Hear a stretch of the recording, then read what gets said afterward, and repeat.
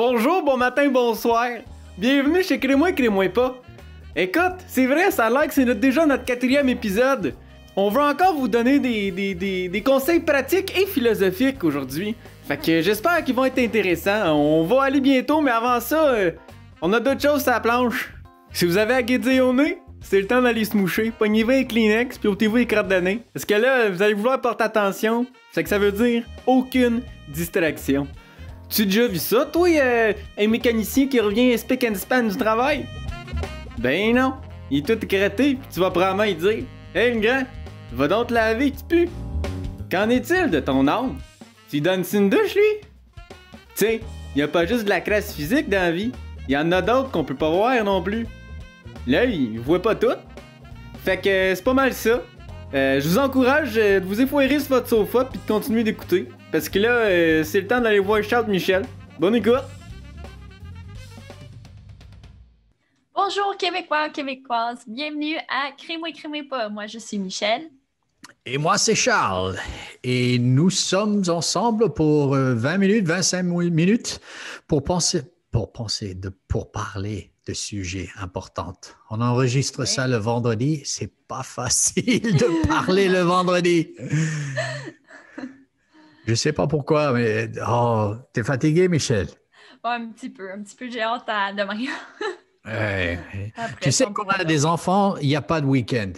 Parce que le week-end, les enfants sont à la maison, donc il n'y a pas de repos. Le week-end commence lundi matin quand les enfants retournent à l'école. Mais oui, merci à tout le monde qui nous a envoyé des questions sur la semaine dernière. On a parlé de se faire passer un sapin. Je trouve ça complètement super. J'essaie d'utiliser l'expression québécoise. Donc, où en sommes-nous avec expression québécoise? Oui, alors on va écouter Joey dire l'expression de cette semaine. Merci Charles, merci Michel. Alors Charles, j'espère que tu n'es pas trop nerveux là. Alors, l'expression de cette semaine, c'est « se calmer le pompon ». Je vous relance le micro, Charles Michel. OK, vous êtes pas gentil, je vous dis ça. Pour un étranger, je suis...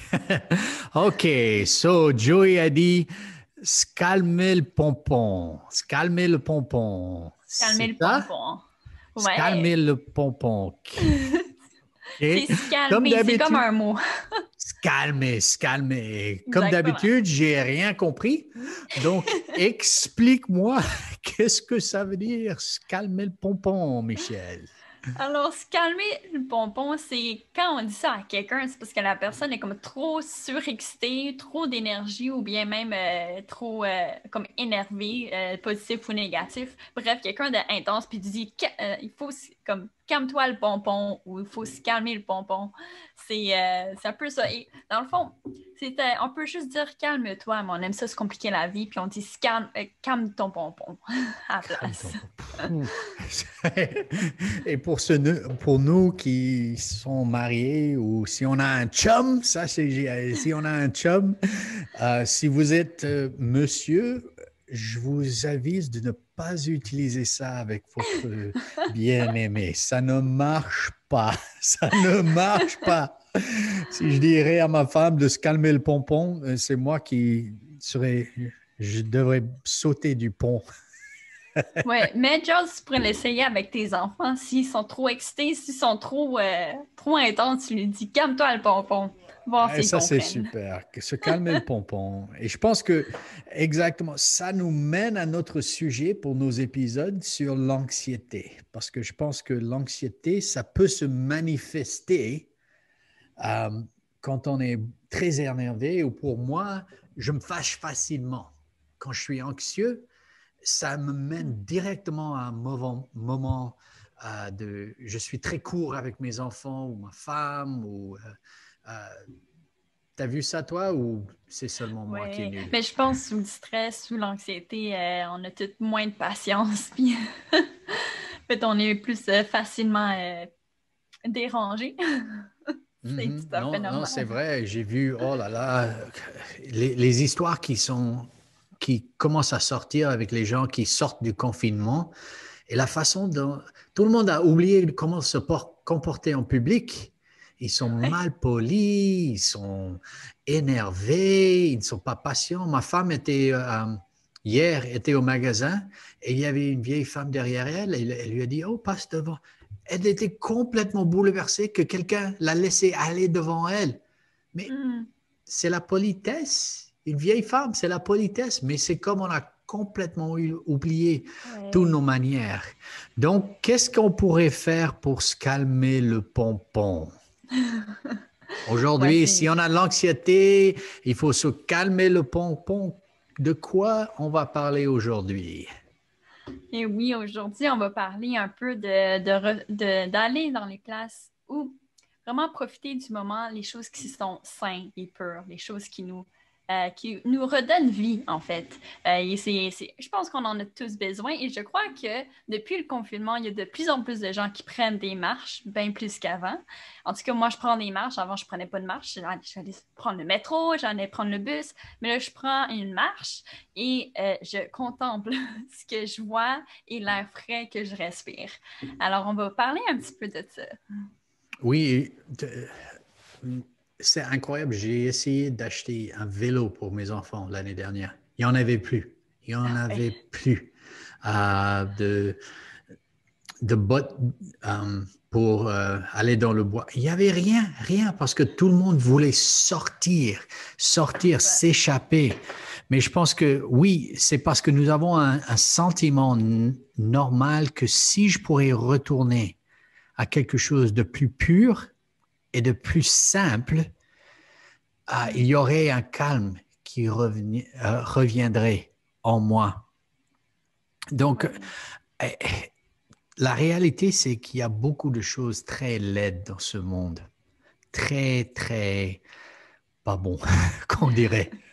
Le trafficking de jeunes personnes dans le trafic sexuel. Le trafic humain. Oh, c'est une chose horrible.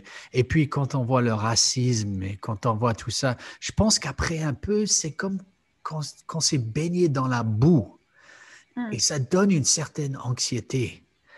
Et c'est pour ça qu'aujourd'hui, on voulait parler un petit peu de la pureté, de voir les choses d'une façon, il y a toujours de la beauté dans le monde. Oui. Et quand on parle de pureté aussi, c'est comme ceux qui ont des enfants ou qui ont eu des enfants ou que vous avez des neveux ou des nièces. Les enfants, là, les bébés, sont tellement purs. Et je pense que vous êtes tous d'accord avec moi, du sens que quand on voit un enfant, l'enfant, quand il rit de tout cœur. C'est un rire pur, c'est seulement ça. Et c'est impossible de ne pas rire. Non, et quand on regarde un bébé, sauf si on est vraiment cassé dans la tête, mais quand on regarde un bébé qui ne crie pas parce que c'est énervant, mais un bébé qui est content, il y a quelque chose en nous parce que ils n'ont pas perdu l'innocence. Et je pense que cette idée de retrouver une innocence, c'est pourquoi les gens, ils retournent à la nature, ils retournent à la montagne, ils retournent à la mer. Pourquoi? Parce qu'il y a une innocence, il y a une simplicité qui enlève l'anxiété. Donc pour moi, chaque jour, je vais à la marche avec mon chien. Je n'aime pas aller à la marche quand il fait -5, -10, -15. Je déteste ça. Mais après un quart d'heure, c'est incroyable. Au milieu de l'hiver, il n'y a rien à regarder. C'est simple. Tout est d'une pureté. La neige est blanche et vierge. Il n'y a pas beaucoup de complications dans la nature. Tout est simplifié. Mais il y a quelque chose dans mon âme qui se simplifie aussi. Oui, je pense. Moi, j'ai fait beaucoup de randonnées là, le plus possible à l'automne puis l'hiver. Puis ça fait vraiment du bien. Mon rôle, ma seule responsabilité, c'est juste de marcher et m'amuser. Je pense que ça fait vraiment un contraste avec l'école, avec le travail et tout, que c'est tout en go, go, go. Mais là, quand je me retrouve en randonnée, quand je me retrouve dans une forêt, c'est juste, OK, mais là, je vais juste profiter. C'est seulement ça. Et c'est tellement facile de profiter. Michel, dans ces épisodes, on a beaucoup parlé de l'anxiété comme un ours, l'ours qui est dans notre tête. Et l'ours, l'ours de la laidité, je ne sais pas, l'ours de manque de beauté. Quelle histoire est-ce que cet ours nous raconte? Pour toi, quand tu vois comment les choses dans le monde, c'est un peu, c'est pas l'injustice, c'est vraiment laid, c'est mauvais, c'est bouilleux, la politique c'est personnel, c'est pas les issues, c'est personnel. Et puis les gens qui s'attaquent et tout ça. Quelle est l'histoire que tu penses que les gens ont dans la tête? Ouais, mais c'est sûr, c'est une histoire qui dit que ça va pas bien, ça va pas aller mieux, ça va aller de pire en pire. Il n'y a pas d'espoir, c'est un cas perdu. Toutes ces choses-là, je pense que ça, ça monte tout le temps, là, ces pensées-là. Et ouais, Oui, même par rapport au futur, mes enfants vont vivre là-dedans. ouais. Oui, c'est intéressant que pour les jeunes, je pense que ils voient plus d'opportunités dans le monde. Le plus que j'ai vieilli, moi je suis pas vieux, je dis toujours que je suis pas vieux, mes parents sont vieux, eux pensent que les vieux sont vieux, mais mon père a 71 ans, il dit, ouais, les vieux, l'autre jour j'ai vu, je me dis, papa, t'as vu tes cheveux? T'es complètement gris, t'es vieux. Mais il y a une certaine tendance parmi les générations plus anciennes que, oh oui, la vie dans le passé, c'était tellement beau. Et aujourd'hui, mes enfants, qu'est-ce qu'ils vont avoir? Tes enfants vont avoir une belle vie parce que il y a de la beauté dans le monde. Et on peut regarder deux choses. Quand j'étais jeune, ma mère avait cette photo qu'on lisait quand on était à la toilette. Je m'excuse, mais c'est la réalité. Et la photo, je l'ai lue 10 000 fois. Elle disait, tu peux te plaindre parce qu'une rose a des épines. Ou tu peux célébrer parce que les épines ont une rose. Et je trouve que ça, c'est la réalité. Si on veut voir autour de nous ce qui n'est pas pur, on peut le voir. Et si nous voulons voir la pureté, elle est là. Peut-être dans un petit moment, mais c'est le focus. C'est où nous ciblons notre attention.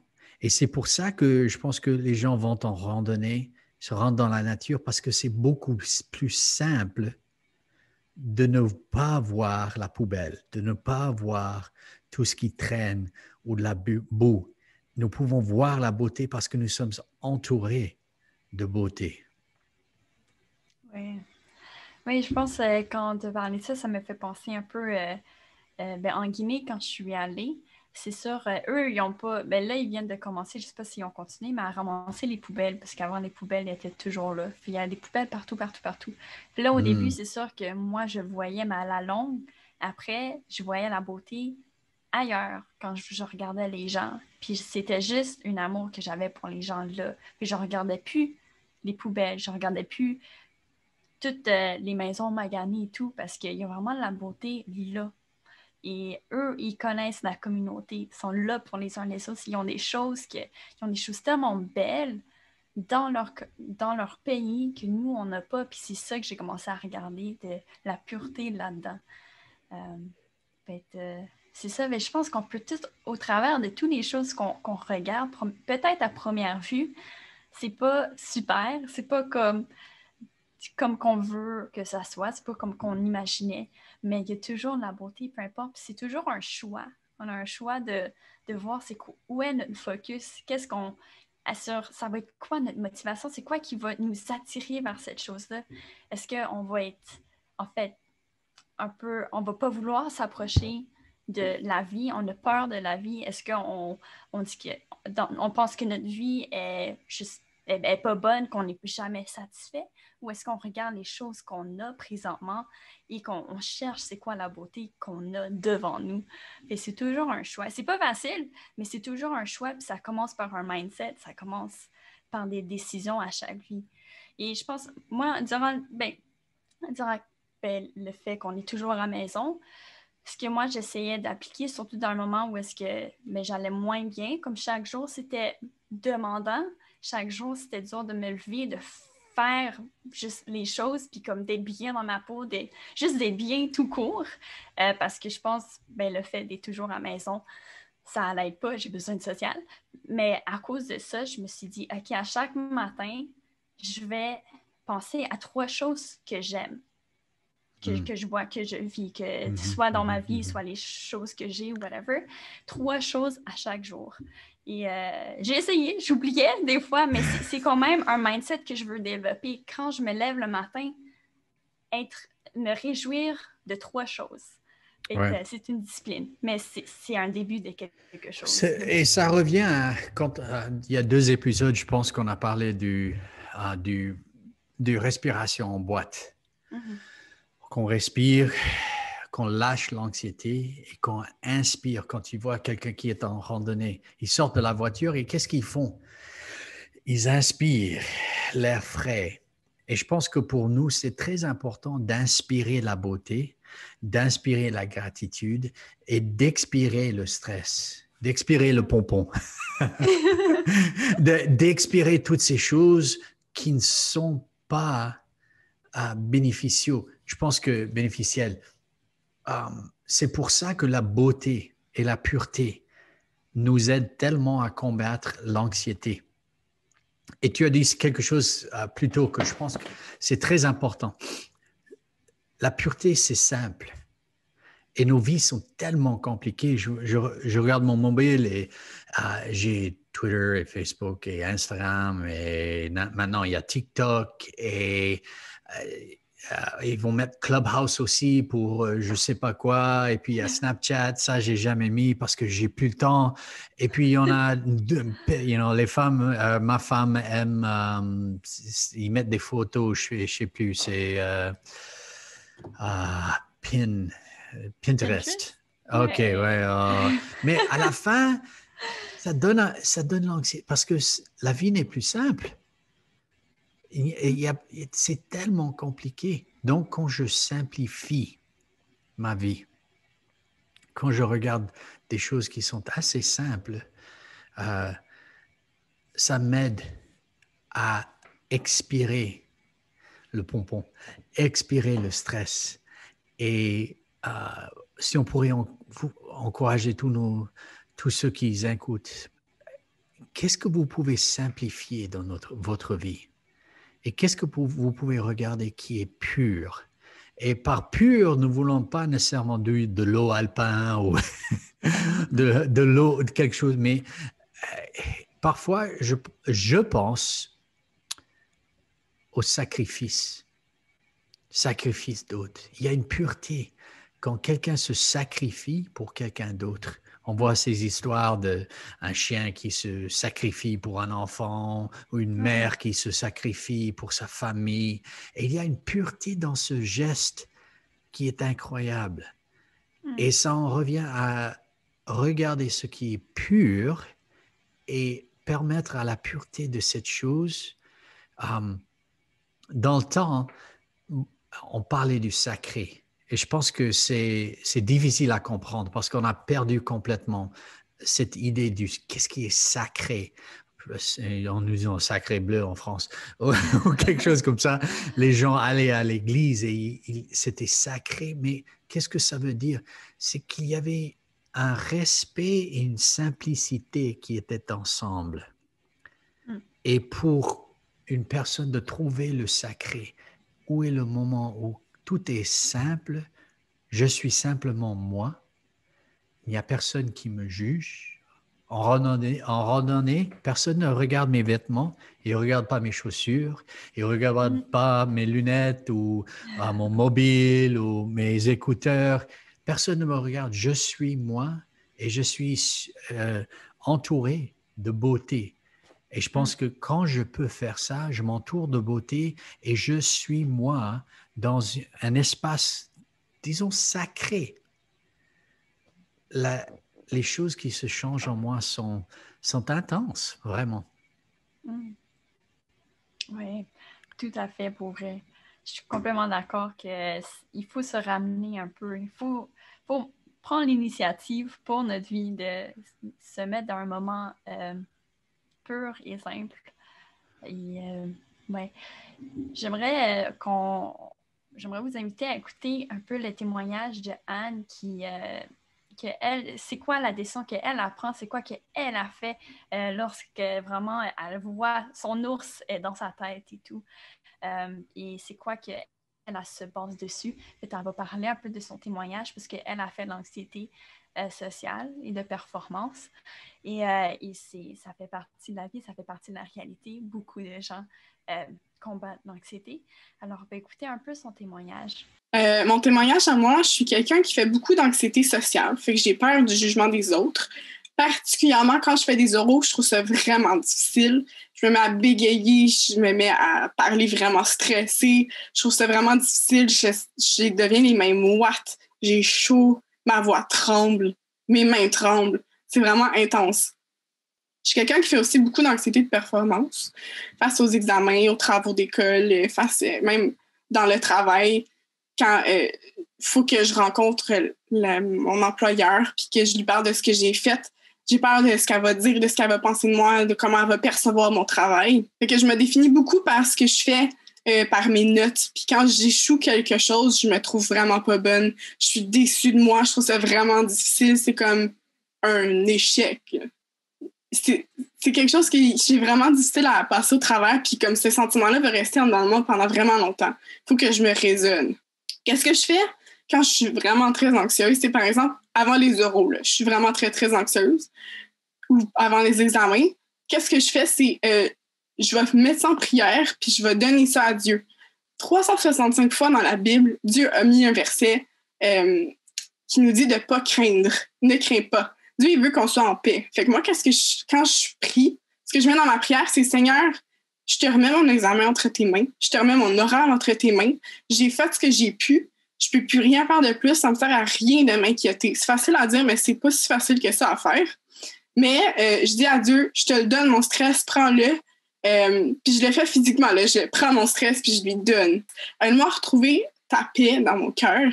Puis aide-moi à bien performer dans mes oraux, dans mes examens pour avoir des bonnes notes. Puis depuis le début de mes études, moi, avec Dieu, j'ai fait un deal. J'ai dit, moi, je te remets mes études entre tes mains. Je fais ce que je peux. Puis après ça, je te demande de m'aider à passer au travers ça puis de réussir. Fait que à chaque examen, je me rappelle puis je lui redis, Seigneur, je t'ai donné mes études au complet, mon bac au complet, ma maîtrise au complet d'entre tes mains. Fait que là, ça t'appartient à toi. Moi, je fais ce que je peux, mais je te fais confiance. Je sais que je vais réussir parce que je t'ai déjà tout redonné ça. Merci, Anne. Merci vraiment pour ton ouverture. C'est pas nécessairement facile de parler de ces choses-là, puis un peu nos défis, surtout par rapport à l'anxiété. Puis on sait que c'est un ours, puis on sait que c'est pas nécessairement vrai. Mais le fait d'être ouverte, puis en plus de partager ça publiquement, pour vrai, chapeau à toi, Anne. Et ceux qui écoutent, on veut aussi vous encourager à entreprendre votre vie puis commencer à faire des changements dans votre vie. Que vous soyez croyant ou non, peu importe comment vous dealez avec, on veut vous encourager là-dedans. Et surtout, on veut vous dire que vous n'êtes pas seul. Vous n'êtes pas seul. Il y a beaucoup de gens qui ont des défis similaires et beaucoup de gens peuvent aider. Alors, on veut juste vous encourager là-dedans et on veut remercier Anne pour son ouverture. Oui, je voudrais aussi. Et Anne, je ne la connais pas, mais ça prend du courage d'avouer. Oui, j'ai de l'anxiété. Et ça prend du courage aussi de vouloir partager. Tu sais, moi, je vais à Dieu. Parfois, des gens pensent, oh, tu es un de ceux-là, n'est-ce pas? Ou partager des solutions, ça prend du courage. Donc, Anne, merci. Merci de ton courage d'avoir partagé parce que je pense que, comme Michel a dit, tu n'es pas seul. Et en effet, une des choses qui aide dans tout ce processus, on a maintenant parlé de 4 histoires, mais une des choses les plus puissantes que j'ai trouvées en tout ça, c'est d'avouer à un ami, j'ai de l'anxiété, je suis très anxieux. Et quand j'ai regardé ma vie, il n'y a pas, et C'est pas qu'on va aller mettre ça sur Facebook parce que tout le monde dit « Oh, faites pas ça », mais trouvez 2-3 amis et c'est un peu un test d'amitié. On peut leur dire « Si je t'avouais que j'étais anxieux ». Et s'ils ne disent rien, laissez, ne continuez surtout pas. Parce qu'ils vont vous dire en leur réponse comment continuer ou vous arrêter. Et puis, dites-moi plus, je veux en savoir plus. Vous savez là qu'il y a quelque part. Et il y a une puissance. Les catholiques, ils aiment la confession. Et je ne suis pas catholique, mais il y a une idée qu'il y a une puissance dans la confession parce que ça brise l'honte et ça brise le pouvoir d'être seul. Parce que tout d'un coup, je ne suis plus seul. Il y a quelqu'un qui sait et qui est avec moi. Il faut se calmer le pompon. Et on se calme le pompon un petit peu.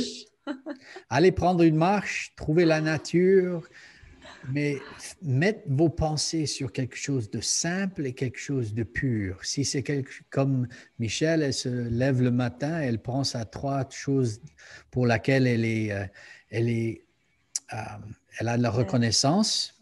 Pour moi, j'essaie de regarder, je suis un photographe, j'essaie de voir 2-3 photos qui sont très belles. Et ça m'aide à calmer le pompon un petit peu. Donc, merci d'être avec nous cette semaine. Ça fait 4 semaines, Michel, ou 4 épisodes déjà. 4 épisodes. Envoyez-nous vos questions si vous en avez sur cet épisode de comment avoir des pensées pures et plus pures pour se calmer le pompon sur l'anxiété dans notre vie. Pas sauter au-dessus du pont, mais se calmer le pompon. Et dernier mot, c'est pour toi, Michel. Oui, on veut remercier notre équipe. Alors, on veut remercier Jonathan, ce qui fait la production, le montage, tout ce qui est technologique. Jeremiah, merci pour le travail des réseaux sociaux et toute ton équipe. Oui, merci Richemont pour ton équipe aussi, qui nous envoie des pensées positives, qui nous encourage tout au long. Joey, merci d'être tellement québécois que je ne te comprends pas. Joey, la voix de crée-moi pas. Et tout le monde qui nous a envoyé des questions, même si on n'a pas pu répondre à la fin des épisodes, sachez que nous avons beaucoup apprécié vos contributions et continuez à envoyer ces trucs sur les réseaux sociaux. Et continuez à nous envoyer vos petites vidéos qui disent « Crée-moi pas », comme ça vous allez voir votre face sur nos réseaux sociaux.